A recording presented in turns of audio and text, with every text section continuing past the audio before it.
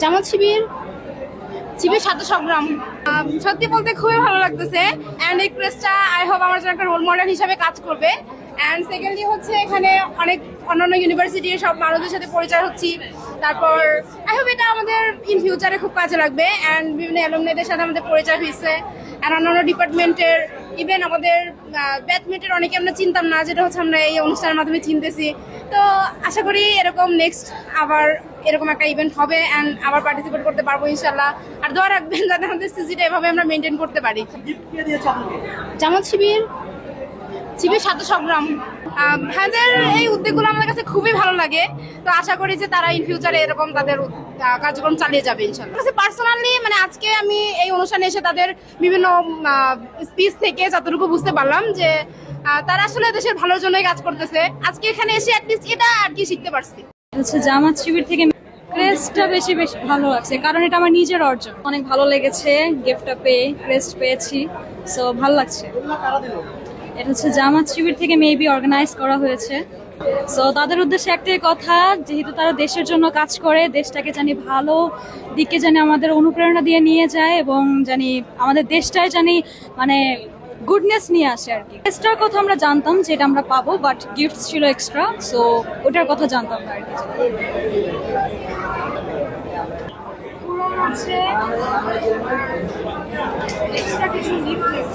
ক্রেস্টটা বেশি ভালো লাগছে, কারণ এটা আমার নিজের অর্জন। শিবিরকে গুপ্ত বলে বা সুপ্ত বলে সেটা যার যার পার্সপেক্টিভ থেকে, বাট শিবির স্টুডেন্টদেরকে নিয়ে কাজ করতেছে, এটাই আমার ভালো লাগার বিষয় এবং এটা আমার সার্থকতা মনে হয়। ফার্স্ট অফ অল প্রাইভেট ইউনিভার্সিটির জন্য এটাই আমার দেখা ফার্স্ট প্রোগ্রাম, যেটা মেরিটোরিয়াস স্টুডেন্টদেরকে নিয়ে করা হয়েছে। তো সব মিলে ফার্স্ট অ্যাওয়ার্ড পাওয়া, এটা আসলে অনেক বেশি ভালো লাগার একটা মুহূর্ত। তো অথরিটিকে ধন্যবাদ, বাংলাদেশ ইসলাম ছাত্র শিবিরকে ধন্যবাদ। এভাবে কল্পনা করিনি যে পাবো, বাট মানে প্রাইভেট ইউনিভার্সিটি থেকে মানে নর্মালি এরকম কোনো প্রোগ্রাম করা হয় না বা মেরিটোরিয়াস স্টুডেন্টদেরকে এরকম অ্যাওয়ার্ড দেওয়া হয় না, তো সেদিক থেকে আনএক্সপেক্টেডই ছিল। আলহামদুলিল্লাহ ভালো লাগতেছে ছাত্র শিবিরকে এমন একটা আয়োজন করার জন্য, এমন একটা উৎসব মুখর আয়োজন করে আমাদেরকে ইনভাইট করার জন্য এখানে, এবং আমরা আসলে খুবই উৎসাহিত এবং তাদের গিফট হ্যাম্পারগুলো আমাদের খুব পছন্দ হয়েছে। তারা এত সুন্দর একটা আয়োজন করেছে, আসলে আমরা সবাই একসাথে হইতে পারছি, আমরা এখানে সবাই একসাথে মিলিত হয়েছি, আমরা এখানে আনন্দ করতেছি, একটা উৎসবমুখর পরিবেশ এটাতে আয়োজন করছে, তার জন্য অনেক ধন্যবাদ। এটা বাংলাদেশ ইসলামী ছাত্র শিবির দিয়েছেন, ডেফিনেটলি অনেক ভালো এই ধরনের একটা জায়গা যেখানে মেধাবীদের সংবর্ধনা দেওয়া হয়েছে। নিঃসন্দেহে এটা আমাদের অনেক বেশি মোটিভেট করছে এবং ছাত্র শিবিরের এই যে আয়োজন, এটা আমি মনে করি যে এই ধরনের আয়োজন অন্যান্য ছাত্র সংগঠনের করা উচিত।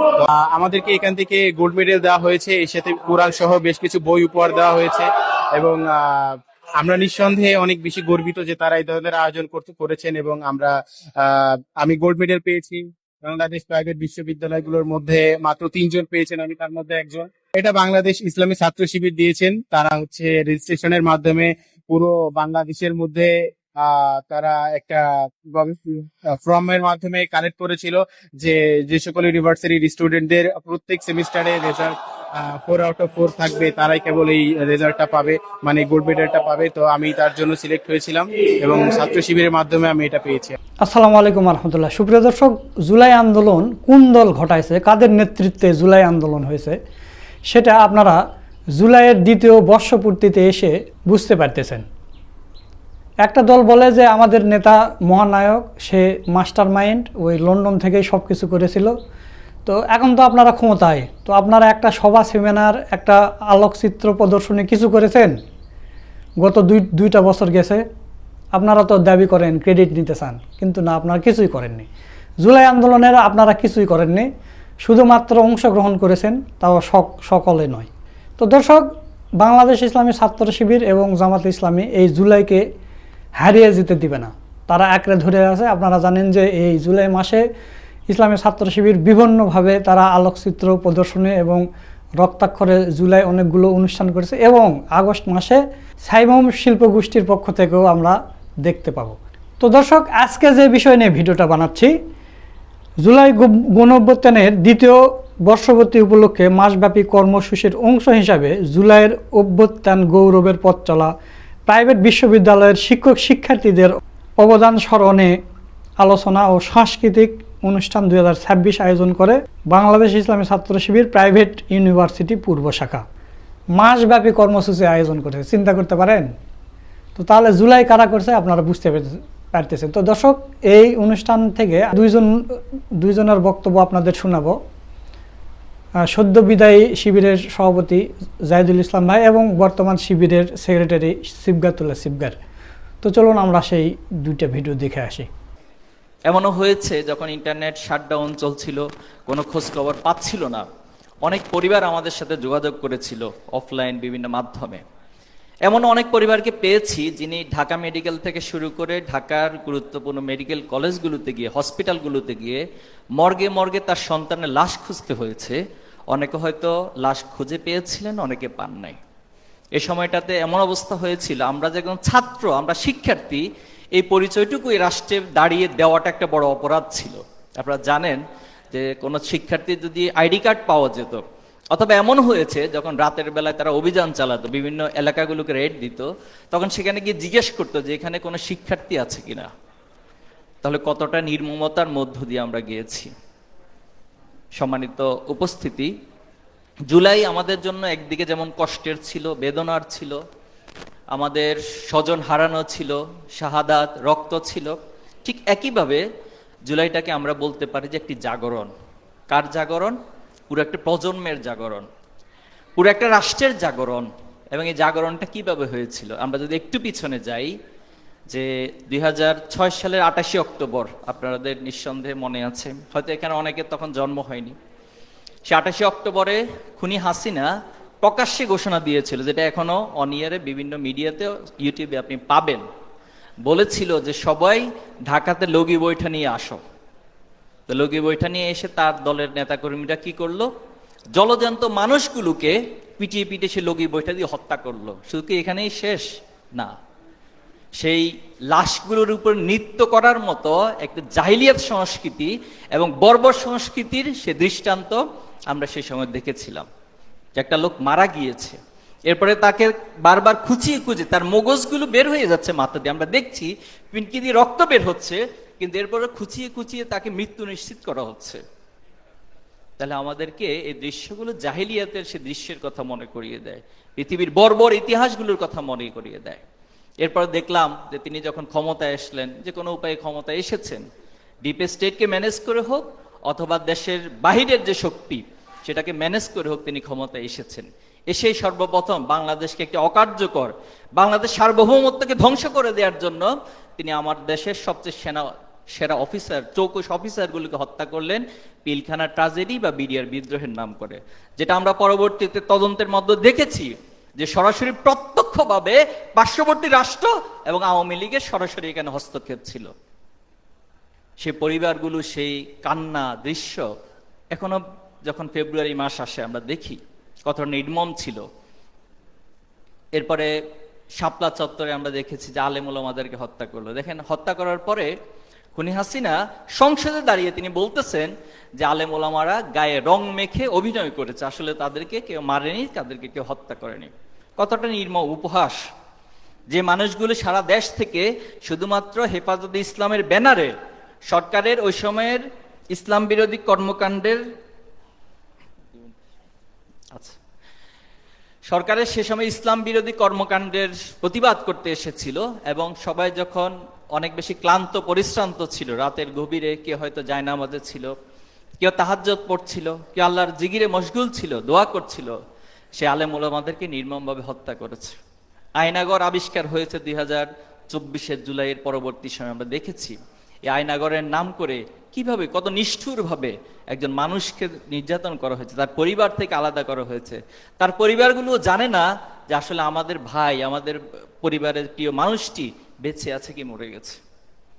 এমন একটি গুমোট পরিবেশ যখন বিরাজ করছিল, রাজনৈতিক দলগুলো যখন প্রত্যেকটা 5 বছর পর পর একবার নিজেরা স্বপ্ন দেখতো, বাংলাদেশের মানুষদেরকে স্বপ্ন দেখাতো, কিন্তু প্রত্যেকবারই আমরা দেখেছি স্বপ্নভঙ্গ হয়েছে।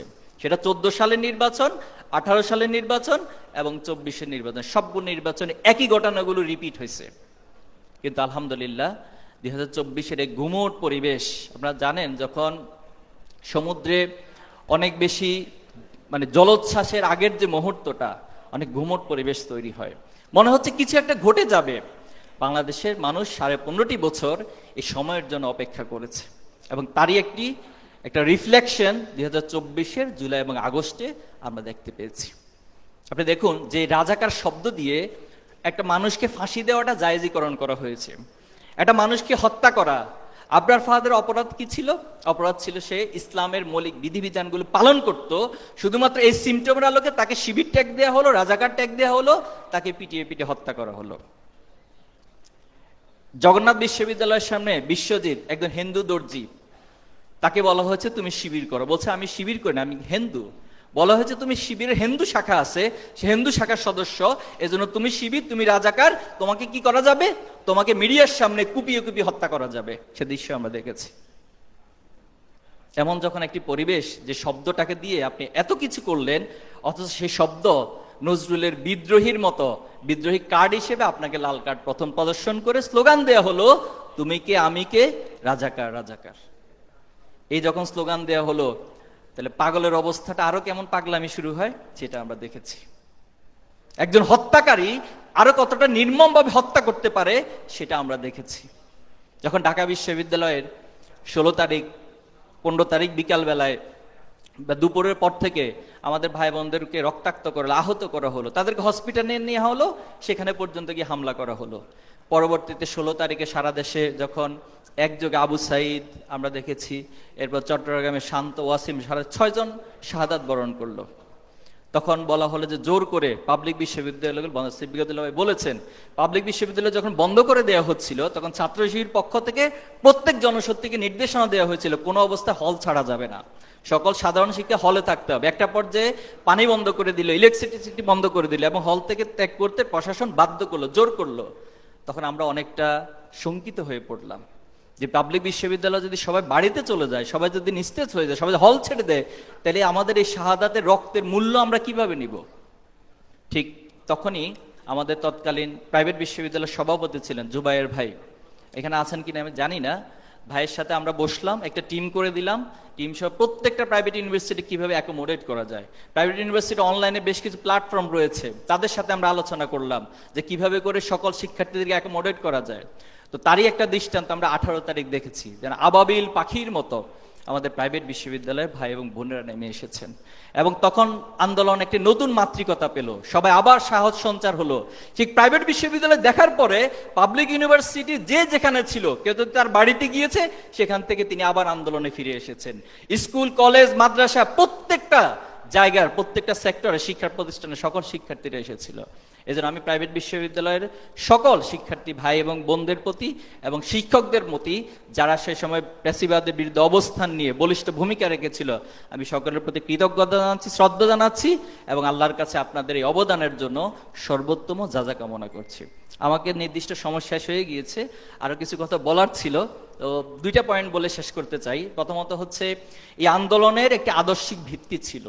যখন কোন একটা আন্দোলন সকলে ঐক্যবদ্ধ হয়ে যায়, যে আমার এখন দল মত নির্বিশেষে, কে আমার পক্ষে কে বিপক্ষে, কে আমাকে সারাদিন গালিগালাজ করে, কে আমার বিরুদ্ধে সারাদিন প্রোপাগান্ডা চালায়, সেটা এখন দেখার টাইম নয়, বরং এখন টাইম হচ্ছে ফ্যাসিবাদের বিরুদ্ধে ঐক্যবদ্ধ লড়াই করার।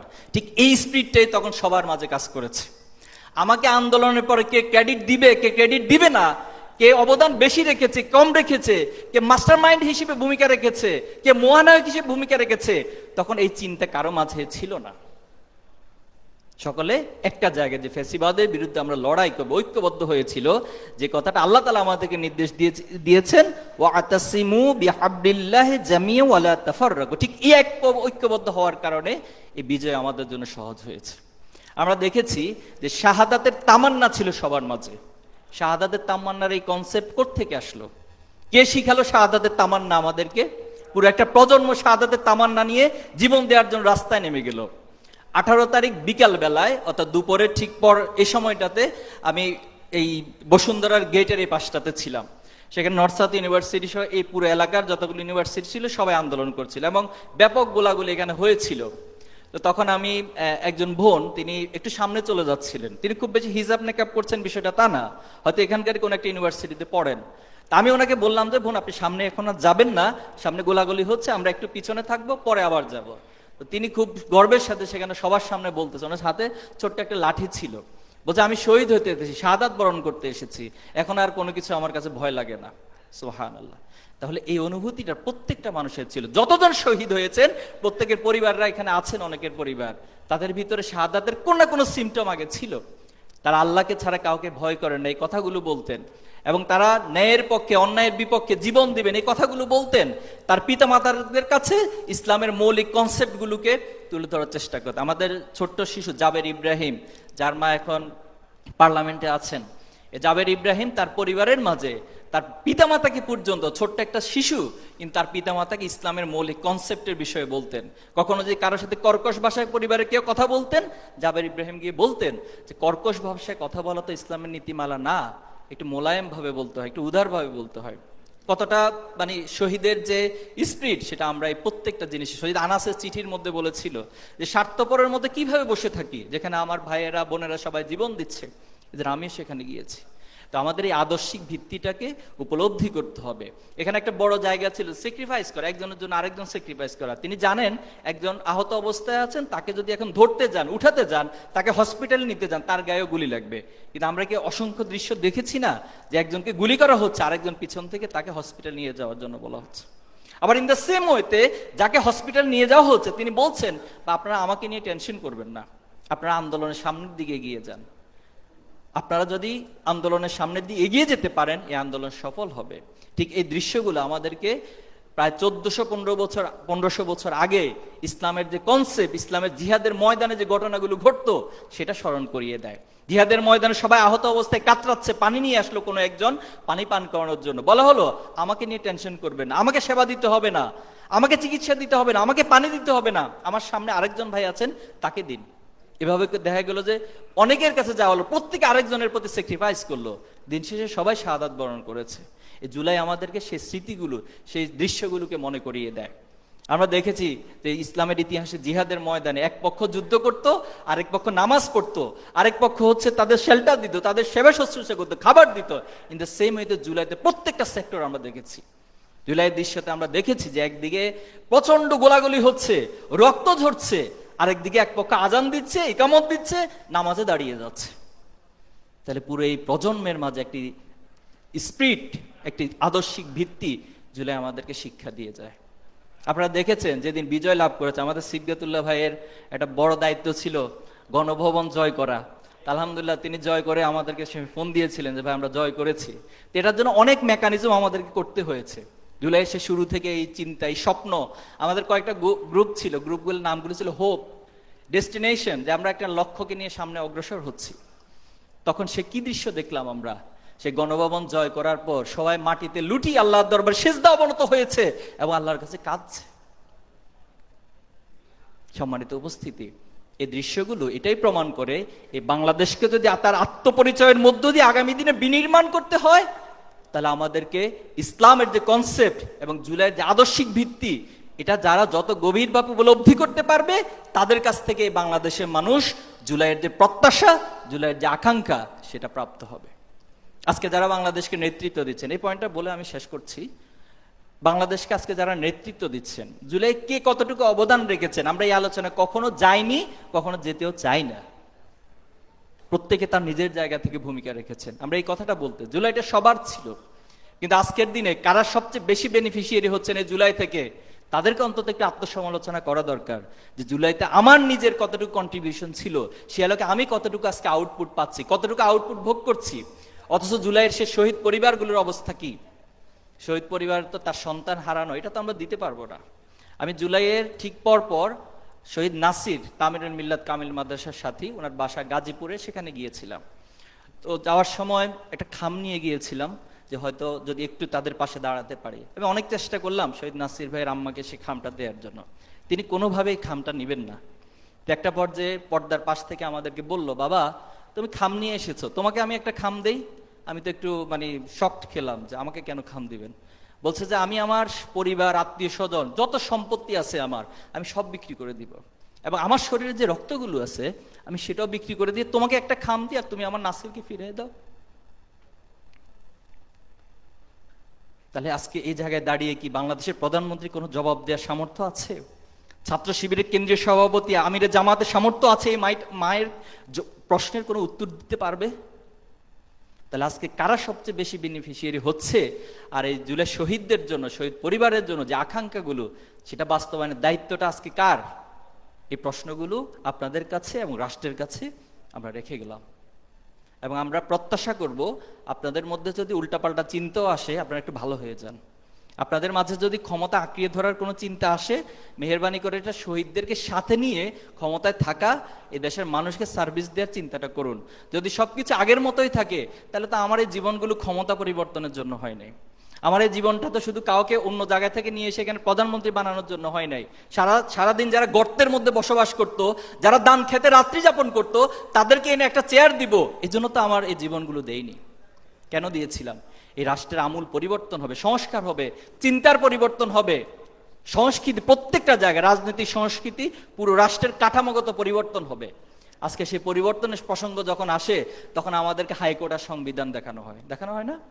দেখানো হয়। 71, 72 সেই ইতিহাসগুলো সামনে নিয়ে আসা হয়। তো 72-এর সংবিধানের কথা তো বেগম জিয়া নিজে বলেছেন যে আমি যদি ক্ষমতায় আসি এই সংবিধানকে ছুঁড়ে ফেলে দিব, কারণ এই সংবিধানের চতুর্থ সংশোধনীর মধ্য দিয়ে এই বাংলাদেশে প্রথম বাকশাল এবং স্বৈরতান্ত্রিক কাঠামো স্তম্ভ তৈরি করা হয়েছিল, এবং তার ভিত্তিতে মূলত এই যে দীর্ঘদিনের ফ্যাসিবাদ, সেই ফ্যাসিবাদের একটি স্ট্রাকচার দাঁড়িয়েছে। এজন্য আমরা আহ্বান করব, আপনারা এই ভুলগুলোকে সংশোধন করে নেবেন এবং শহীদ পরিবার, আহত ভাইয়েরা যারা আছেন তাদের কাছে একটু যাবেন, তাদের কথাগুলো একটু মন দিয়ে, হৃদয় দিয়ে উপলব্ধি করবেন। ঠিক সে আলোকে রাষ্ট্র পরিচালনা করেন, আমরা সহযোগিতা। আর যদি না করেন, তাহলে আমরা হয়তো আশাহত হই মাঝে মাঝে, কিন্তু যখন আশাহত হই তখনই কোরআনের সেই আয়াতগুলো আমাদের সামনে আসে যে তুমি আশাহত হচ্ছ কেন? তোমার তো আশাহত হওয়া জায়েজ নেই। ওয়ালা তাহিনু ওয়ালা তাহজানু, তুমি আশাহত হইও না, হতাশ হইও না, তুমি বিজয়ী হবে, আজ না হোক কাল, কাল না হোক পরশু। এজন্য আমরা এই বাংলাদেশের কোন নব্য ফ্যাসিবাদকে কখনো কোনো অবস্থায় আমাদের শরীরে এক বিন্দু রক্ত থাকতে আমরা মেনে নিব না ইনশাল্লাহ। এবং শহীদ পরিবারের কাছে আমরা ওয়াদা করছি, শহীদদের কাছে আমরা কমিটমেন্ট দিচ্ছি, আমরা শহীদ হয়ে, আমরা রক্ত দিয়ে আপনাদের এই স্বপ্নগুলোকে আজ হোক কাল হোক অবশ্যই বাস্তবায়ন করবো ইনশাল্লাহ। আপনাদের সবাইকে ধন্যবাদ। আসসালামু আলাইকুম রাহমাতুল্লাহ। জুলাই ছিল গুম, খুন এবং গ্রেফতার বিভিন্ন সময়ে সংগঠিত হওয়া গুম, খুন, গ্রেফতারের বিরুদ্ধে একটি চূড়ান্ত বিস্ফোরণ। জুলাই ছিল সাতক্ষীরা, শাপলা গণহত্যা, মাদক এবং জঙ্গি ট্যাগিং দিয়ে অসংখ্য বাংলাদেশের নাগরিকদের জীবনকে নষ্ট করে দেওয়ার বিরুদ্ধে একটি বিস্ফোরণ। জুলাই ছিল বিচারহীনতার বিরুদ্ধে। জুলাই ছিল শেয়ার বাজারে শত শত শেয়ার হোল্ডার, যাদেরকে সরকার বিভিন্ন সময়ে বাংলাদেশের শেয়ার বাজারে ইনভেস্ট করার জন্য দাবি জানিয়েছিল, কিন্তু তারা যখন ইনভেস্ট করেছিল তাদের সম্পদ লুণ্ঠনকারীদের বিরুদ্ধে সংঘবদ্ধ প্রতিরোধ। জুলাই ছিল সকল ব্যাংক ডাকাতদের বিরুদ্ধে একটি আন্দোলন। আমরা বলতে পারি যে জুলাই এরকম বিগত 16 বছরে অসংখ্য আন্দোলনের বিস্ফোরণ আসলে জুলাই আগস্ট মাসে ঘটে বাংলাদেশে। তো এই জন্য জুলাই আসলে অনেক বড় একটা ব্যাপার। জুলাইয়ের আগে আমরা যেটা দেখেছিলাম যে আমাদেরকে নানাভাবে শোষণ করা হতো। একটা হচ্ছে বাঙালি জাতীয়তাবাদের মাধ্যমে আমাদেরকে শোষণ করা হতো। বাংলাদেশে আমরা জানি যে অনেক ধরনের মানুষ বাস করে, এখানে চাকমারা আছে, এখানে মারমারা আছে, কিন্তু আমাদের জাতির উপরে চাপাই দেওয়া হয়েছিল বাঙালি জাতীয়তাবাদ। এটার মাধ্যমে অন্যদের যে নাগরিক অধিকার আছে, অন্যদের যে রাষ্ট্রকে ওন করার যে অধিকার ছিল, এই অধিকারটাকে খর্ব করা হয়েছিল। জুলাইয়ে তারা আমাদেরকে সেকুলারিজমের নামে 90% মানুষের উপরে ইসলাম বিদ্বেষকে তারা চাপিয়ে দেওয়ার চেষ্টা করেছিল। জুলাই মানে তারা আমাদের সামনে হাজির করেছিল মুক্তিযুদ্ধের চেতনার কথা বলে তারা আমাদের নাগরিক অধিকারকে হরণ করা সব ধরনের আয়োজন সম্পন্ন করেছিল। আমি আমার পড়াশোনা করব, আমি আমার চাকরি পাবো, আমি আমার মেধার ভিত্তিতে আমার সর্বোচ্চ জায়গাটাতে যাব, কিন্তু তারা আমাদের সর্বোচ্চ জায়গায় যাওয়াটাকে স্তব্ধ করে দেওয়ার জন্য সব ধরনের আয়োজন সম্পন্ন করেছিল। একে তো 30%, 56% কোটা, এরপরে বিভিন্ন, এটা হচ্ছে একবারে ফার্স্ট ক্লাস চাকরি, এরপরে বিভিন্ন দ্বিতীয় শ্রেণী, তৃতীয় শ্রেণী ইত্যাদি বিভিন্ন জায়গায় আমরা একের পর এক দুর্নীতির খবর পাচ্ছিলাম। প্রশ্নপত্র ফাঁসের ঘটনা আমাদের সামনে ঘটছিল। এই বিষয়গুলো আমরা আসলে জুলাইয়ে দেখেছি, এবং আমরা মনে করি যে জুলাই হচ্ছে এই সকল কিছুর বিরুদ্ধে একটি বিদ্রোহ। জুলাই আসলে অন্য যে কোনো আন্দোলনের চেয়ে আলাদা। বিগত 16 বছর আমরা লড়াই করেছি, সে লড়াই আমরা সফল হই নাই অনেক সময়, কিন্তু জুলাই আমরা সফল হয়েছি। এর মধ্যে অনেকগুলো কারণ আছে। জুলাই আমরা দেখি যে আমরা আমাদের ভাষার পরিবর্তন করেছিলাম। জুলাইয়ের দেয়ালিকা, জুলাইয়ের স্লোগান দেখলে আমরা বুঝতে পারি, আমরা বলেছিলাম যে দেশটা কারো বাপের না। আমরা বলেছিলাম, তাদের বিরুদ্ধে আমরা স্লোগান দিয়েছিলাম, কথায় কথায় বাংলা ছাড়, বাংলা কি তোর বাপদাতার। একের পর এক নতুন স্লোগান তরুণ প্রজন্ম দিয়েছিল, যেটার মাধ্যমে আমরা খারিজ করেছিলাম তাদের যে চাপিয়ে দেওয়া চেতনা, তাদের যে চাপিয়ে দেওয়া বিভিন্ন ধরনের অনিয়ম, দুর্নীতির বিরুদ্ধে আমরা দাঁড়িয়েছিলাম। আমরা জুলাই দেখতে পেয়েছিলাম, জুলাই আমাদের সামনে প্রাসঙ্গিক হয়ে উঠেছিল কবি নজরুল ইসলাম, যিনি বিদ্রোহ করেছিলেন ইংরেজদের বিরুদ্ধে, যিনি শাসক শ্রেণীর বিরুদ্ধে বিদ্রোহ করেছিলেন। আমরা দেখেছি আমাদের তরুণ প্রজন্ম অনেক বছর পরে নজরুলের কবিতা পাঠ করে আমরা কিন্তু তাদের সামনে লড়াইটা আমাদের আরো বেশি, আমরা বিদ্রোহের জানান আমরা দিয়েছিলাম। ওরা যখন আমাদেরকে কালো রঙে ছেয়ে দিতে চেয়েছিল, আমরা তখন প্রতিবাদ জানিয়ে বলেছিলাম, আমরা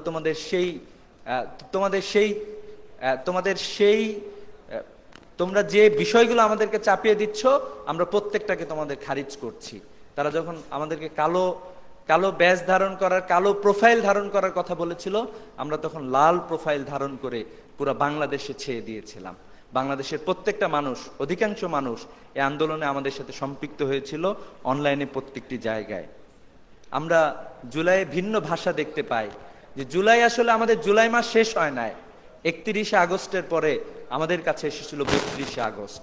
কারণ আমরা সিদ্ধান্ত নিয়েছিলাম, আমাদের ভাই শহীদ আবু সাইদ সহ অসংখ্য শহীদ হত্যার বিচার না হওয়া পর্যন্ত আমরা আমাদের জুলাই শেষ করব না।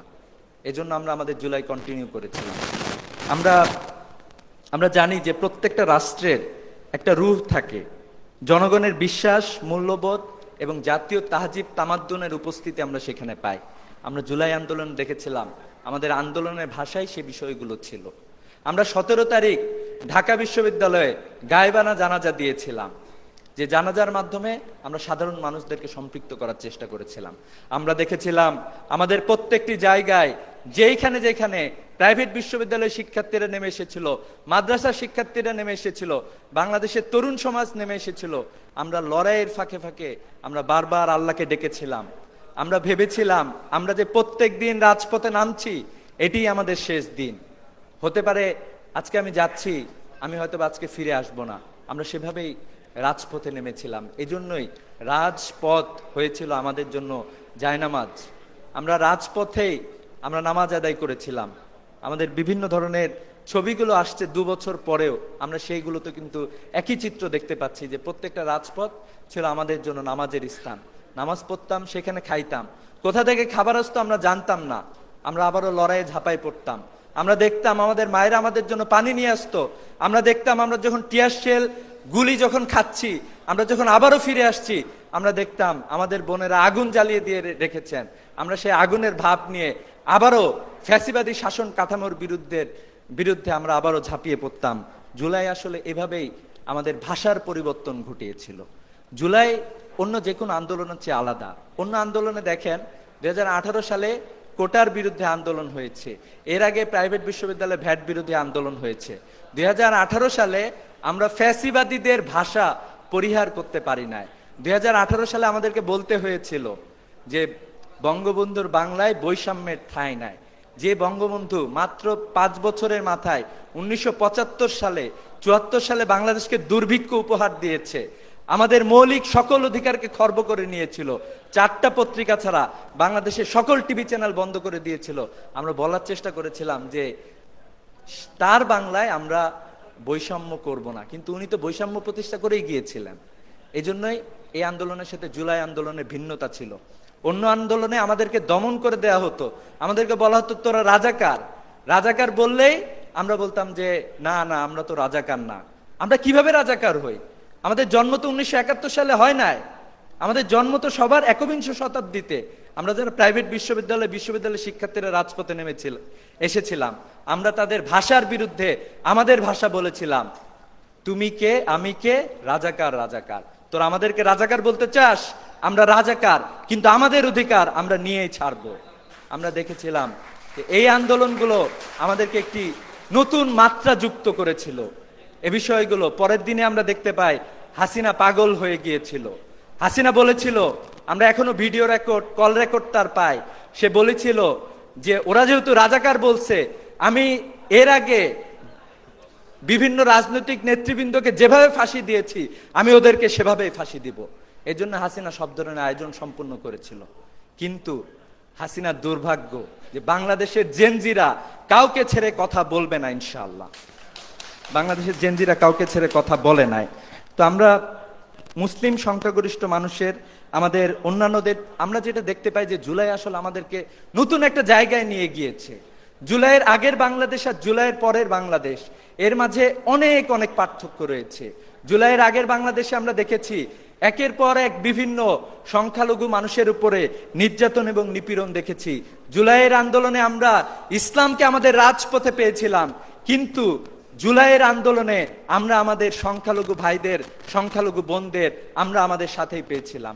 আমরা আমাদের সহযোদ্ধা রিয়া গোপকেও আমরা হারিয়েছি, আরো বিভিন্ন মুসলিম না কিন্তু তারাও আমাদের এই আন্দোলনে জীবন দিয়েছিল।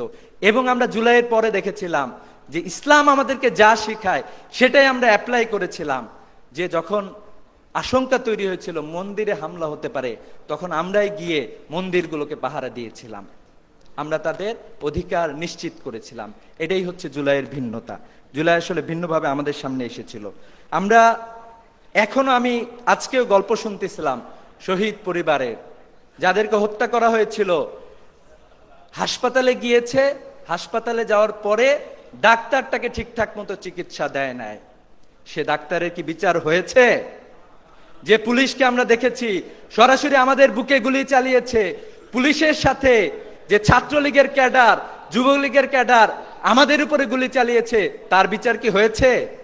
প্রাইভেট বিশ্ববিদ্যালয়ের 28 জন শিক্ষার্থী, প্রায় 36 জন শিক্ষার্থী শহীদ হয়েছে, তাদের বিচার কি আমরা পেয়েছি? অতএব আমরা বলতে চাই, আমরা এখনো জুলাইয়ের কোনো কিছু ভুলে যায় না, এই প্রজন্ম ভুলবে না ইনশাআল্লাহ। সবকিছু মনে রেখেছে, যথাসময়ে আমরা আমাদের জবাব দেব ইনশাআল্লাহ। আমরা জানি জবাব কিভাবে দিতে হয়। আমরা জুলাই দেখেছিলাম যে জুলাই আসলে শুধুমাত্র 24-এ ছিল না, জুলাই 90-কেও কানেক্ট করেছিল। আপনারা দেখবেন যে জুলাইয়ে আমরা যখন, আমার মনে পড়ে আমি শাহবাগে দাঁড়িয়ে আছি, একজন এসে আমাকে বলছে যে বাবা আমি 90-এ স্বৈরাচার বিরুদ্ধে আন্দোলন করেছিলাম। আমরা ওই সময় আন্দোলন করেছিলাম, আমাদের আন্দোলনটা কিরকম ছিল তোমরা জানো, তবে 24-এর মতো ব্যাপক ছিল না। কিন্তু এই 24-এ যখন আমি আন্দোলনে নেমেছি, আমি আমার সাথে আমার সন্তানকে নিয়েও আন্দোলনে নেমেছি। অতএব এই আন্দোলন প্রজন্ম থেকে প্রজন্মে প্রত্যেকটা মানুষকে কানেক্টেড করেছিল, এবং এই আন্দোলনের নেতৃত্ব ছিল আমাদের প্রজন্মের মানুষজন। এটা হচ্ছে আমাদের জন্য একটা বড় প্রাপ্তি। জুলাইকে শুধু বাংলাদেশের গণ্ডির মধ্যে সীমাবদ্ধ, আমরা গণ্ডির মধ্যে সীমাবদ্ধ হিসেবে দেখি না, জুলাইকে দেখি বাংলাদেশের গণ্ডি পেরিয়ে বিশ্বের বিভিন্ন জায়গায় ছড়িয়ে ছিটিয়ে যেতে। একটু আগে একজন প্রবাসী ভাই এসে বলছিলেন, আমরা দেখেছি প্রবাসীরা কিভাবে অবদান রেখেছে।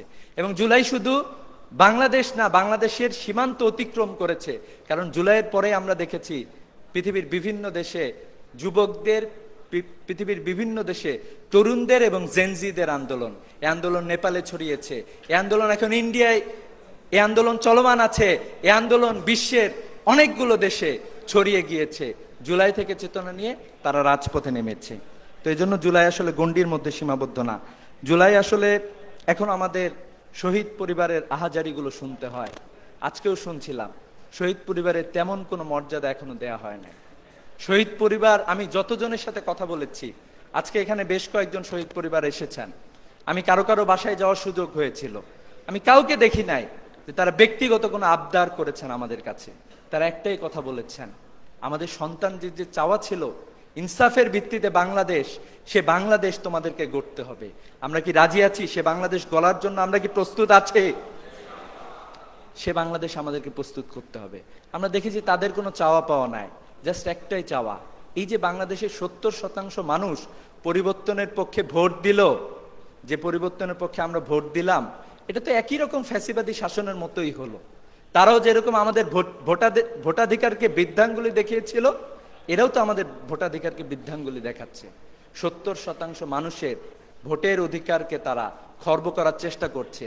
আমরা বলছি যে এই প্রজন্ম সব কিছু মনে রাখে, আমাদের প্রত্যেকটা বিষয় মনে আছে। আমরা হায়ের পক্ষে ভোট দিয়েছিলাম এবং হায়ের পক্ষে ভোট দেওয়ার পরে এই ভোটের ফলাফল আমরা নিয়ে ঘরে ফিরবো ইনশাআল্লাহ। আমি জুলাইকে ভিন্নভাবে দেখি। জুলাই মনে হয়েছিল যে আমরা যেন প্যালেস্টাইনে চলে গিয়েছি।